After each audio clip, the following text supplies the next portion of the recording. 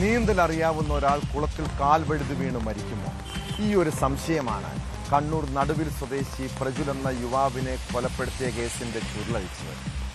മദ്യപാനത്തിനുണ്ടായ തർക്കത്തിനിടെ സുഹൃത്തുക്കൾ ചേർന്ന് പ്രജുലിനെ കുളത്തിലേക്ക് എറിഞ്ഞ് കൊലപ്പെടുത്തിയെന്നാണ് പോലീസ് കണ്ടെത്തൽ. കേസിൽ പ്രതികളായ പോത്തുകുണ്ട് സ്വദേശി മിഥിലാജ്, ഷാക്കിർ എന്നിവരെ അറസ്റ്റ് ചെയ്തു. കഴിഞ്ഞ മാസം 24-നാണ് പ്രജുലിനെ കുളത്തിൽ മരിച്ച നിലയിൽ കണ്ടെത്തിയത്. അതിനുശേഷം സംസ്കാര ചടങ്ങുകളിൽ പ്രതികൾ പങ്കെടുക്കുകയും ചെയ്തിരുന്നു. കൊലപാതകം, ലഹരിക്കടത്തുൾപ്പെടെ നിരവധി കേസുകളിൽ പ്രതികളാണ് പിടിയിലായ രണ്ടംഗ സംഘം.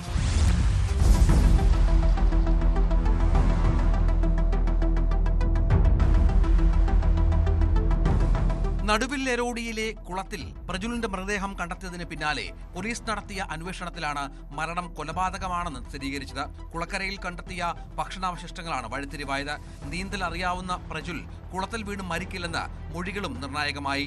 പ്രദേശത്ത് CCTV ദൃശ്യങ്ങൾ കേന്ദ്രീകരിച്ച് നടത്തിയ അന്വേഷണത്തിൽ 3 പേരും മദ്യപിക്കുന്ന ദൃശ്യങ്ങൾ കിട്ടി.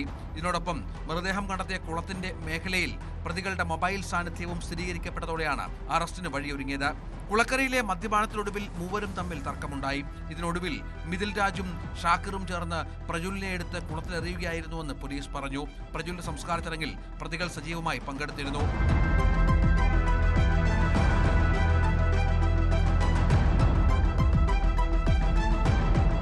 മാസങ്ങൾക്ക് മുൻപ് കഞ്ചാവ് കേസിൽ എക്സൈസ് മിഥിൽ രാജിനെ അറസ്റ്റ് ചെയ്തിരുന്നു.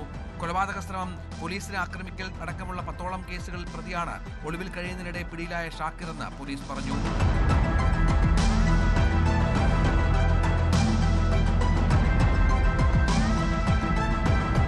ന്യൂസ് 18 കണ്ണൂർ.